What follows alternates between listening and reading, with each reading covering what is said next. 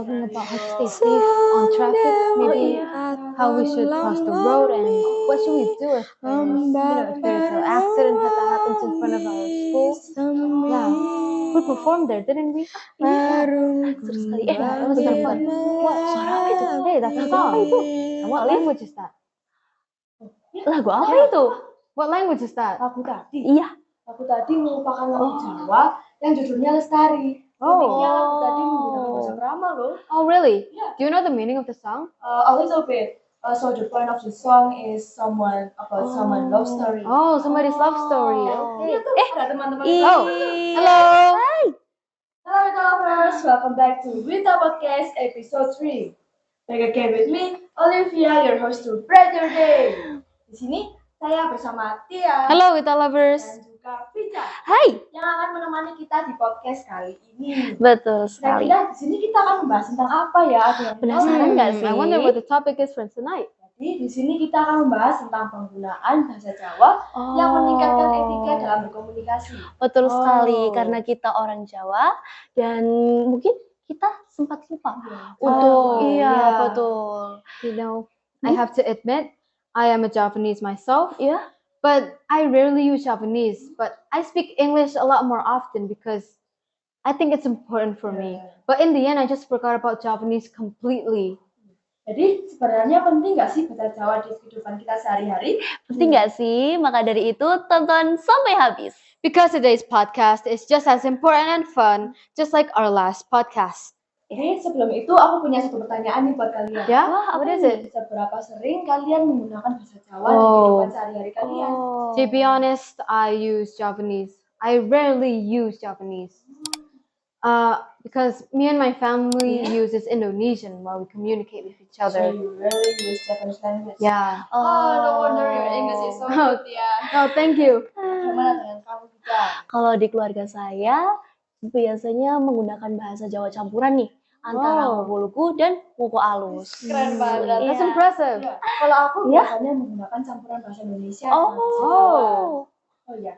Kalian tahu tidak bahwa Pulau Jawa merupakan salah satu pulau di Indonesia yang terkenal dengan keragaman budayanya. Salah Iya. satunya yaitu keragaman bahasa. Di Jawa terdapat keragaman bahasa atau tingkatan bahasa, yaitu Ngoko, Majo, dan juga Kromo. So I'll be explaining to the Wita lovers one of the types of Japanese languages, which is Ngoko. So Ngoko is this relaxed version and the most informal version of the Japanese language. So you use it when you're chatting amongst your friends. So for example, when we're chatting like this, yeah, we're supposed to use Ngoko. Oh iya. Most people already know Ngoko because Yeah. it's used every day. Yeah, it's the most popular version of the Japanese language. Talk with younger people than Yeah, us. your friends. Close with us. Yeah. Pernah denger nggak sih di pernikahan adat Jawa bahasa apa yang digunakan MC untuk temu manten? Mungkin bahasa Kromo ya. Kromo. Aku punya satu Bawa contoh Kromo. nih. Kalian mau dengerin nggak? Oh, of course. Nah, jadi gini. Kawilujengan rahmat soho berkahnipun Gusti Kromo Kang Murbeng Dumadi No, I don't soho understand anything. mukitan sah lan karsariro panjenengan sedoyo. Itu tadi Kromo Oh. Inggil. Betul sekali, Oh, krama that's inggil. Kromo Inggil? Krama yang paling tinggi dari krama-krama lainnya. Oh, Oh. tadi paling atas. Iya, So, kromo paling atas. so we use Kromo Inggil when we're talking to our parents too? Betul sekali. Oh. Enggak. Ya? Aku pernah tahu Iya. ada bahasa Krama tapi tidak selalu Krama Inggil. Bahasa Krama apa ya itu? I think you meant Kromo Matio, right? Krama Maju. Yeah, Kromo Matio. Harus Krama Maju. It's like this type of language in the Yeah. Japanese language that is between Ngoko and Kromo Inggil. Oh. So basically, it's a less formal version of Kromo Inggil. So semi-formal. Yeah, So semi-formal. Krama Inggil is formal, Krama Maju is semi-formal. Yeah, semi-formal. Iya. Yeah. Keren So that sekali. means Japanese language has many functions. Many As a functions. communication tools, as an identity. And as a way to preserve our manners, cultures, and etiquette.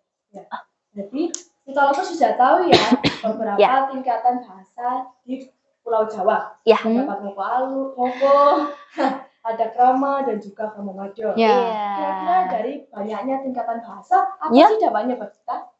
tentu memberi dampak yang sangat besar bagi kita dalam berbicara dengan orang yang lebih tua dari kita.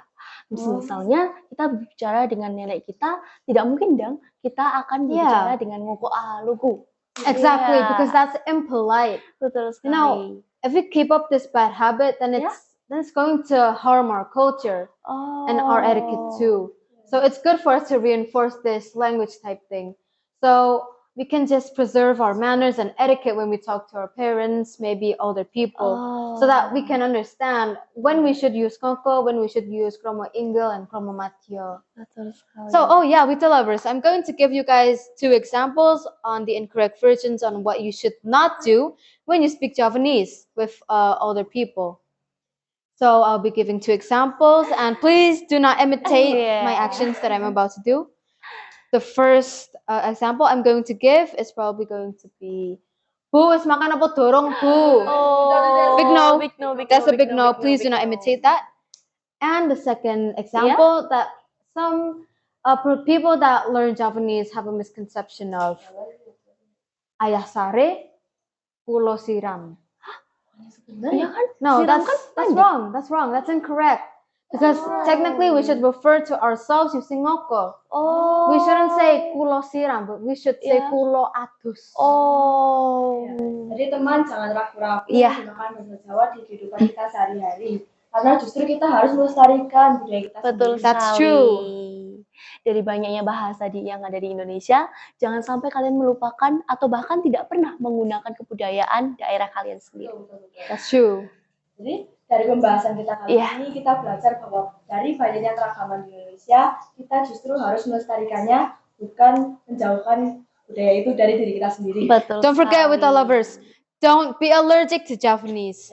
Iya. Jadi mari kita lestarikan budaya kita. Let's go. Betul sekali. Don't forget to smash that like button, and don't forget to subscribe and comment down below.